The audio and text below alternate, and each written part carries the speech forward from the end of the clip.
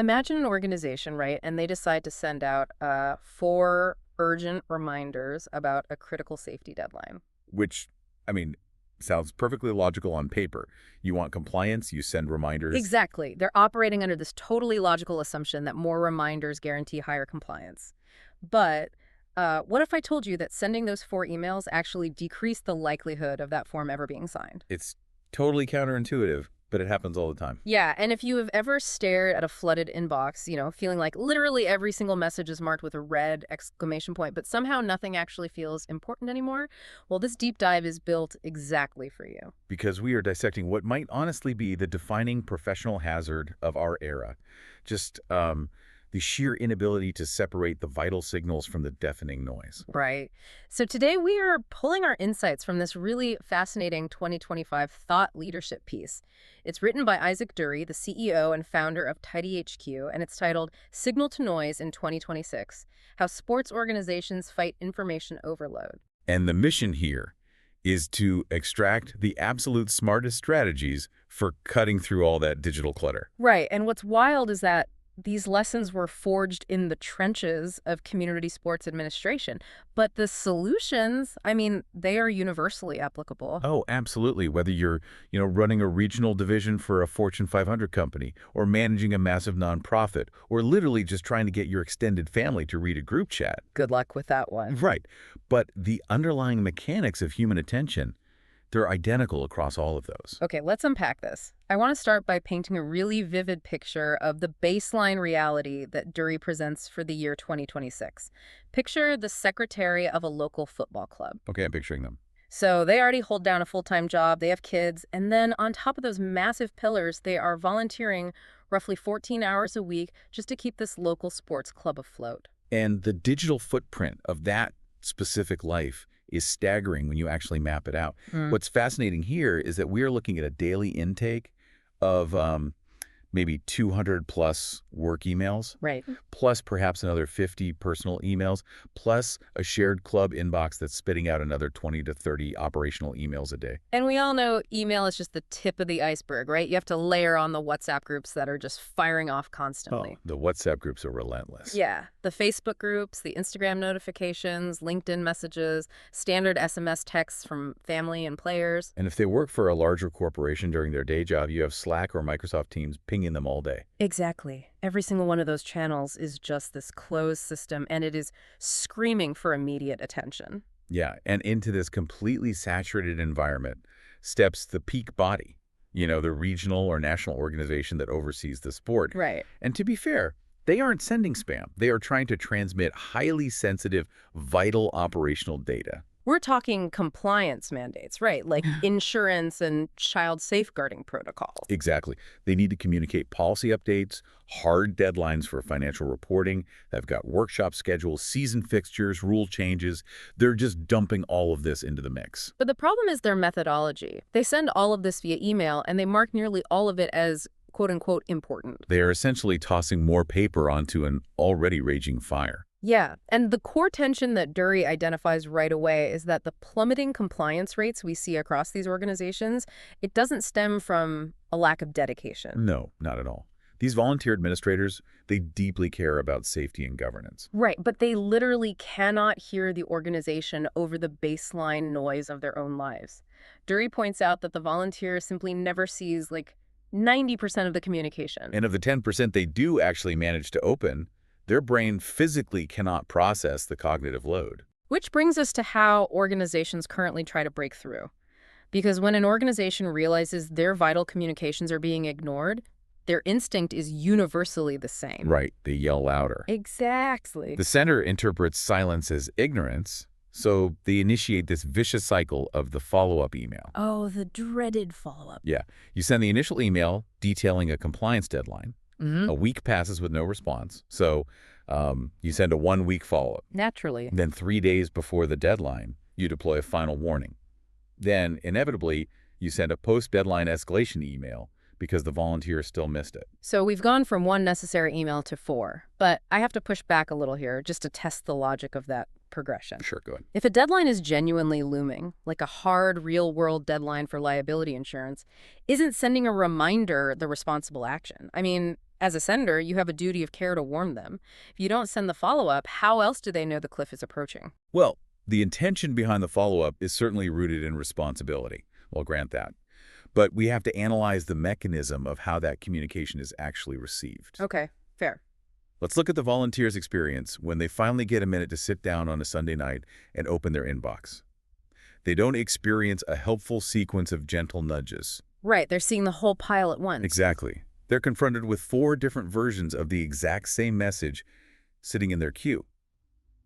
Now, before they can even address the actual task, they have to expend cognitive energy just cross-referencing timestamps to figure out which PDF attachment is the most current. Oh man, I see the friction there. That is exhausting. Plus, they are being hit with this escalating urgency language. Yes. The subject lines go from, update to action required to final notice in all caps.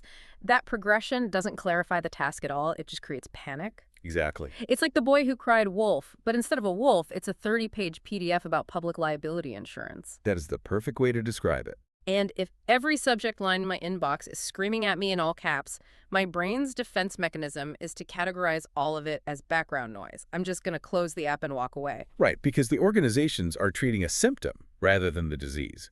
They look at their analytics dashboard, they see a 15% open rate, and they conclude, oh, we need more touch points to break through. They assume frequency equals penetration. Exactly. But the actual disease is a terrible signal-to-noise ratio. Adding more noise to a noisy environment simply degrades the signal further. Okay, so if flooding the zone with reminders actively damages compliance, we really have to look at how an organization should structure its output.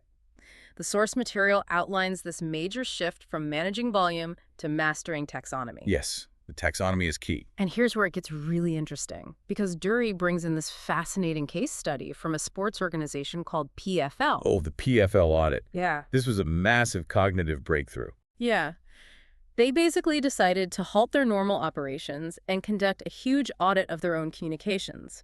They analyzed over 100 quote-unquote tasks they'd sent out to their local clubs during the previous season. And what the PFL audit revealed is what Dury calls the 2080 rule. The organization physically laid out every piece of communication they had mandated, and they realized that only 20 to 30% of those messages actually required a human action. Wait, only 20 to 30%? Yeah. Those are the true tasks. Compliance sign-offs, legal submissions, financial declarations, items with severe real-world consequences if ignored. Meaning the other 70 to 80% of the communication they send out were literally just announcements. Just announcements. I mean, they were important pieces of information, certainly like the release of the season's fixtures or opportunities for training workshops, but crucially, they did not require the recipient to actually do anything. Right, and the failure of the organization was packaging everything in the exact same template. So because the sender treated an informational workshop the exact same way they treated a legal compliance form, the volunteers were forced to treat everything with the same overwhelming weight. Exactly. Think about the cognitive load on the recipient.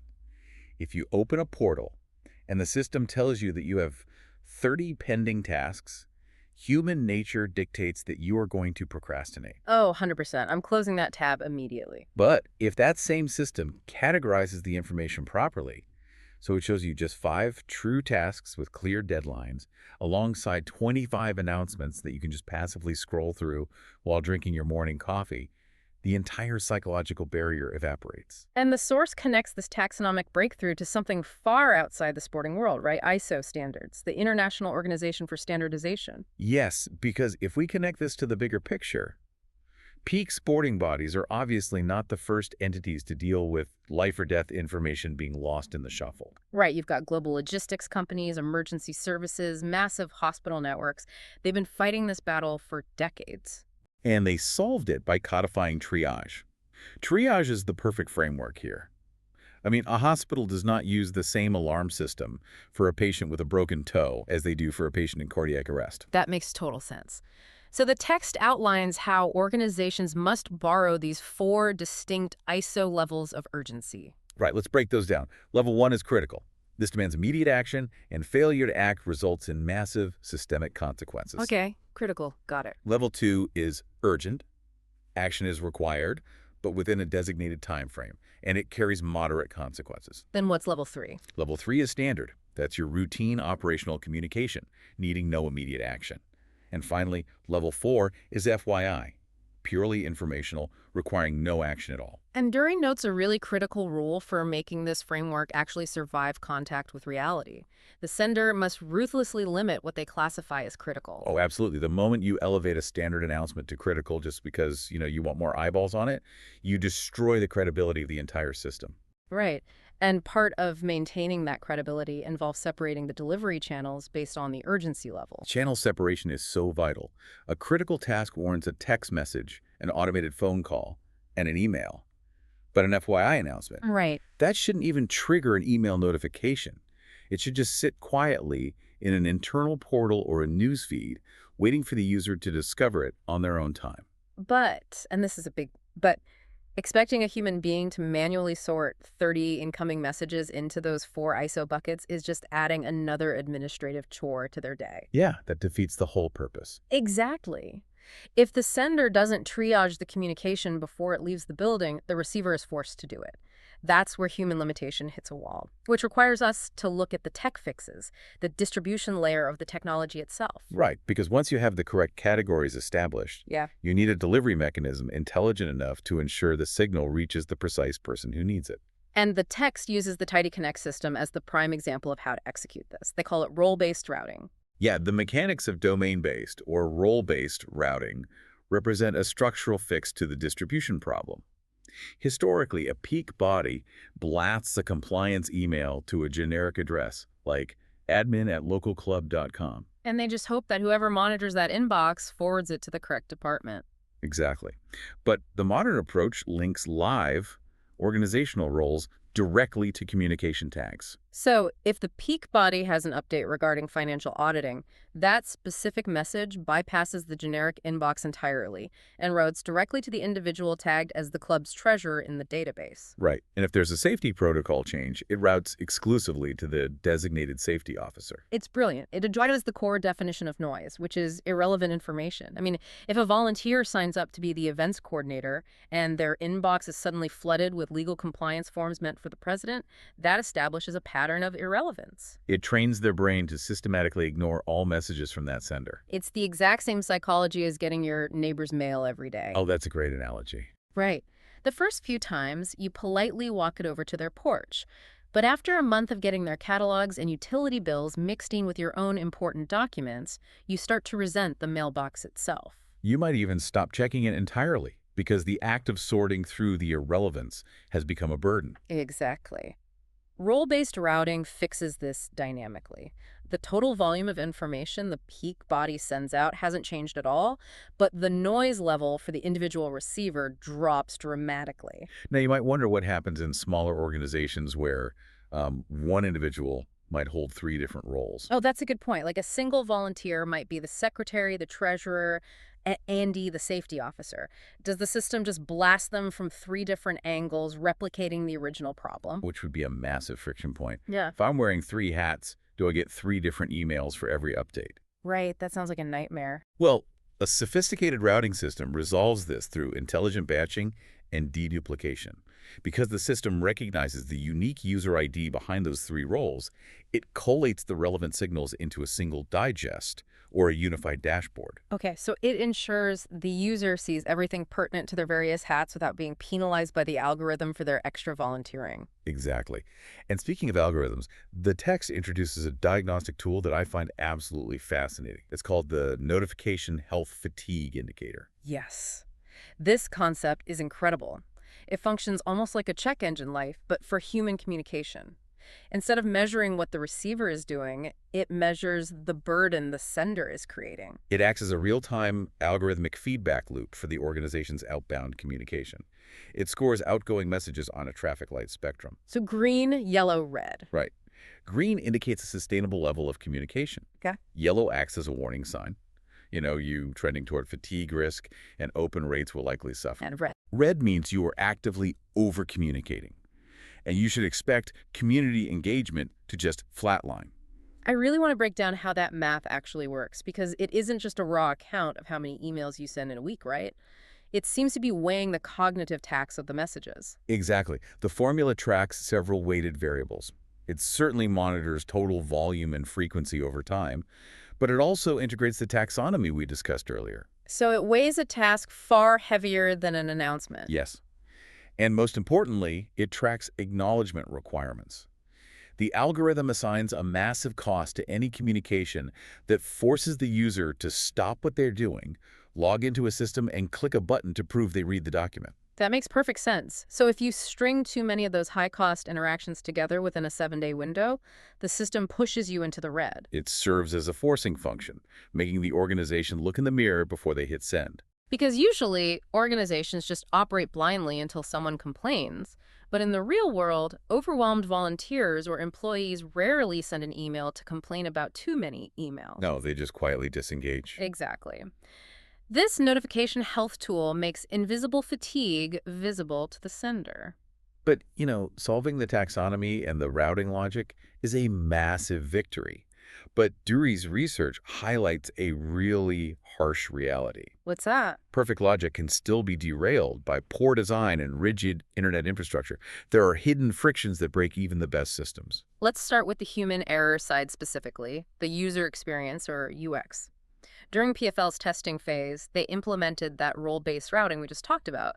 Mathematically, the system was flawless. Right. It was actively reducing the noise for each volunteer, yet the data showed that users were still missing their assigned tasks. And the failure wasn't in the logic, it was in the interface. Oh. The developers had built a toggle switch that allowed users to flip their view from all communications to a filtered My Role view. But on a desktop computer monitor, there was so much screen real estate that this crucial toggle was pushed off to the far right margin. It was effectively hidden. Yeah. Users logged in, didn't realize the system was trying to curate their experience, saw the massive unfiltered list of everything the club was doing, and instantly felt overwhelmed. But on a mobile device, because the screen is so narrow, the developers had no choice but to place that toggle front and center. Exactly. Mobile users inherently understood the filter and engaged with their specific tasks. It really proves a universal law of software design. An invisible feature is a non-existent feature. You can engineer the most mathematically perfect signal enhancement system on the market, but if the end user cannot immediately intuit how it works without reading a manual, well, the system has failed. And this raises an important question, because the interface isn't the only friction point. There is also a major psychological tension surrounding read receipts, or what the text calls the acknowledgement paradox. Right. From the perspective of the organization sending the message, requiring the user to check a box saying, "I acknowledge I have read this," is the ultimate goal. And the organizational desire for acknowledgement is completely rational. It provides an audit trail, it establishes accountability, it covers the organization from a legal liability standpoint if an incident occurs. Sure. But the paradox emerges when you view that requirement from the user's perspective. Demanding an acknowledgement transforms a passive reading experience into an active administrative chore. I feel this constantly. If a club sends out a general announcement about a new training resource, I can read that on my phone while standing in line at the grocery store. I've absorbed the information, the communication was successful, but if that same announcement requires me to physically acknowledge it, the dynamic changes. I know I have to log in, authenticate my credentials, navigate to the portal, and click a legally binding button. You're not doing that in the grocery store line. Exactly. I'm going to put it off until I'm sitting at my computer, and by the time I get to my computer, I've forgotten all about it. The paradox is that when organizations apply that requirement indiscriminately, when every minor FYI demands a digital signature, user fatigue skyrockets, and suddenly nothing gets acknowledged at all. The tool loses all its power. Exactly. Dury advocates for surgical precision. You only deploy the friction of an acknowledgement for genuine compliance items, critical safety protocols, or legal mandates that require deep comprehension rather than casual awareness. You have to protect the credibility of the request. Now, while human behavior creates friction on one side, the actual plumbing of the internet fights back on the other. Oh, this is fascinating. The text details this wild irony regarding the unsubscribe link. I mean, we interact with unsubscribe buttons so frequently in marketing emails that we forget they are governed by massive algorithms. Infrastructure hygiene problem. This is where legal mandates collide with internet protocols. Right. The source notes that global email providers like Gmail and Outlook deploy incredibly strict algorithmic rules to fight spam. One of their absolute requirements for bulk senders is the inclusion of a clear unsubscribe link. Which makes sense for spam. But think about the context of a sports organization or a corporate environment. These are not promotional emails trying to sell merchandise. These are mandatory operational communications from a governing body to a legally bound member. Yeah, it is a fundamental requirement of the volunteer's role to receive this specific information. The concept of unsubscribing shouldn't even exist in this workflow. The logic is complete sound. I mean, you cannot legally unsubscribe from your own safety compliance requirements. But the SMTP protocols and spam algorithms of the world's largest tech companies, they do not care about your local organizational logic. Not at all. If a peak body decides to remove the unsubscribe link from their templates because the emails are mandatory, the algorithms at Google and Microsoft will immediately flag the sender as a spam threat. And the organization's deliverability rating just plummets. Exactly. So those mandatory, legally binding safety updates are successfully sent, but they land silently in the junk folders of thousands of volunteers where absolutely no one will ever see them. It is an incredibly delicate tightrope. You have to balance your organization's transactional necessity with the rigid automated rules of global email infrastructure. Ensuring your message arrives isn't just about drafting a compelling subject line. It requires a deep understanding of how the internet physically routes and filters data. It really demands a holistic approach to the concept of communication. It requires mastering taxonomy, building dynamic routing logic, understanding user psychology, and navigating technical infrastructure all simultaneously. So what does this all mean for you listening right now? We are currently operating in the most hyper-saturated information environment in human history. Every single time you send a message, you are actively competing against someone's professional obligations, their family life, and their 17 other group chats just to secure a fraction of a second of their attention. It's a battleground. It really is. And the definitive lesson from TidyHQ's research is that you cannot win this competition with volume. You cannot yell louder than the noise, and you cannot remind someone into paying attention. The only sustainable strategy is ruthless clarity. It requires taxonomic discipline, really understanding the profound difference between a task that demands action and an announcement that simply informs. Right. It requires intelligent routing, intuitive interfaces, and above all else, a deep structural respect for the limitations of your audience's cognitive bandwidth. And the beauty of this framework is how seamlessly it translates beyond sports administration. If you are managing a remote corporate team across 3 different time zones, or you are running a local nonprofit, or honestly, if you are just the person trying to organize a family vacation in a chaotic group text, these principles of signal enhancement are your playbook. Absolutely. Stop blasting everyone with everything. Triage the information before you send it, Yeah. route it specifically to the people who need it, and respect the friction you are introducing into someone else's day. It's a fundamental shift in perspective. You have to move away from asking, did I successfully hit send, and start asking, is the recipient in an environment where they can actually hear the signal? Before we wrap up this deep dive, I want to leave you with one final thought to explore on your own. We spent a lot of time analyzing that brilliant notification health gauge, the algorithm that scores organizational communication as green, yellow, or red based on the burden it creates. Think about the last 5 messages or emails you personally sent to your team, your clients, or your family. If an impartial algorithm analyzed the frequency, the urgency, and the demands of your personal output right now, would you be scoring in the sustainable green zone? Or are you secretly driving the people around you into the red? Exactly. The next time you reach for your phone to send a quick, just circling back email, ask yourself, are you transmitting a clear, necessary signal, or are you just becoming another piece of noise in someone else's avalanche? An uncomfortable but highly necessary question to ask before you press send. Until next time, keep your signals clear.